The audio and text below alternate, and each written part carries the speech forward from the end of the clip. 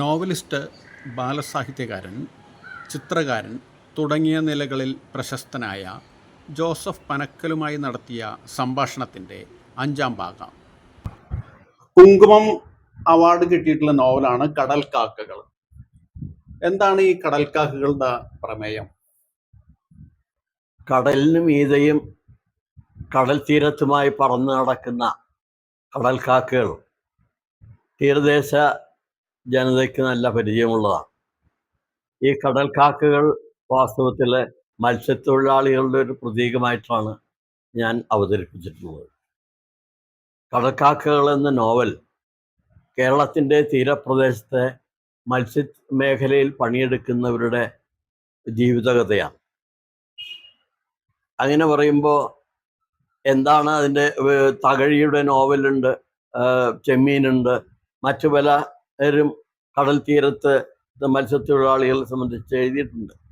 പക്ഷേ mechanised boat വന്നതിന് ശേഷം, അതായത് പരമ്പരാഗത വഞ്ചി മത്സ്യത്തൊഴിലാളികളുടെ കഥയ്ക്ക് ശേഷം ഒരു വലിയ മാറ്റം തീരപ്രദേശത്തെ മത്സ്യത്തൊഴിലാളികൾക്കിടയിൽ ഉണ്ടായത് ഈ മെക്കനൈസ്ഡ് ബോട്ട് വന്നതിനെ തുടർന്നാണ്. അത് വന്നതിന് ശേഷം ഈ തീരപ്രദേശങ്ങളിൽ മത്സ്യമേഖലയിൽ വലിയ മുന്നേറ്റം ഉണ്ടായി. സാമൂഹിക വളർച്ചയ്ക്ക് അത് വഴിയൊരുക്കി. തീരപ്രദേശത്തെ ഒരുപാട് യുവതികൾക്ക് തൊഴിൽ നൽകി.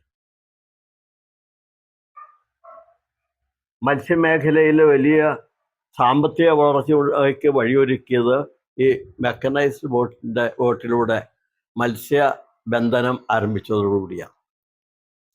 അപ്പം മുനമ്പം എന്ന് പറയുന്നത്, മുനമ്പം പള്ളിപ്പുറം പ്രദേശം മത്സ്യമേഖലയിലെ തൊഴിലാളികളുടെ വളരെ ശക്തമായ പ്രവൃത്തി നടക്കുന്ന ഒരു മേഖലയാണ്. പ്രത്യേകിച്ചും മുനമ്പം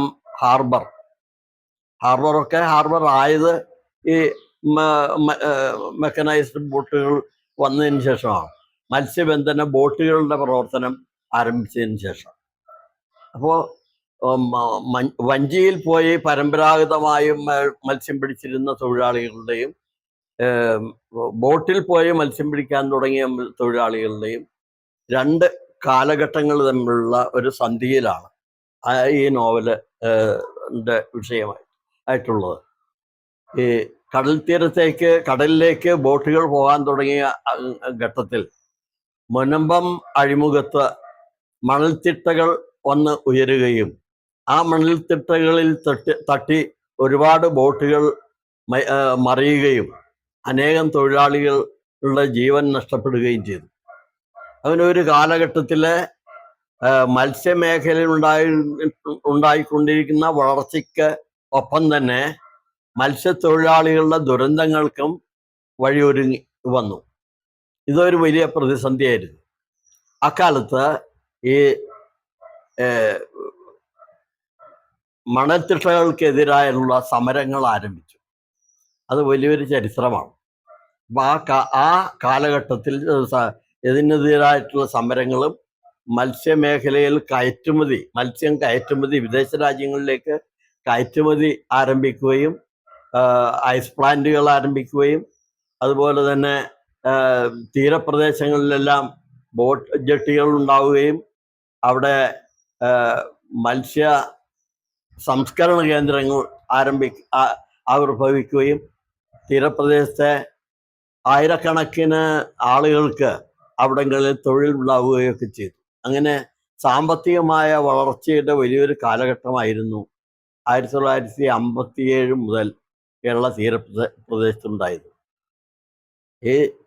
ഈ മാറ്റം, സാമ്പത്തിക വളർച്ചയുടെ ഒരു മാറ്റം, ഒന്നുമില്ലായ്മയിൽ നിന്ന് പെട്ടെന്ന് സാമ്പത്തിക വികാസത്തിലേക്ക് കടന്നു വന്ന ഒരു ചരിത്രം. അപ്പോൾ സാമൂഹിക മാറ്റങ്ങൾ, സാമ്പത്തിക പരിവർത്തനങ്ങൾ, അതോടൊപ്പം ഉണ്ടായിരുന്ന സാംസ്കാരിക മാറ്റങ്ങൾ, ഇതെല്ലാം പ്രതിപാദിക്കുന്ന വലിയ ശക്തമായ ഒരു നോവലായിട്ടാണ് ഈ നോവൽ കണക്കാക്കി വരുന്നത്. വെറുതെ ഒരു പ്രണയകഥ മാത്രമല്ല, സാമ്പത്തിക സാംസ്കാരിക രംഗത്തുണ്ടായിട്ടുള്ള വളർച്ചയുടെയും മാറ്റങ്ങളുടെയും ഒക്കെ ഒരു ചരിത്രം ഉൾക്കൊള്ളുന്ന നോവലായിട്ടാണ് ഇതിനെ കണക്കാക്കി വരുന്നത്.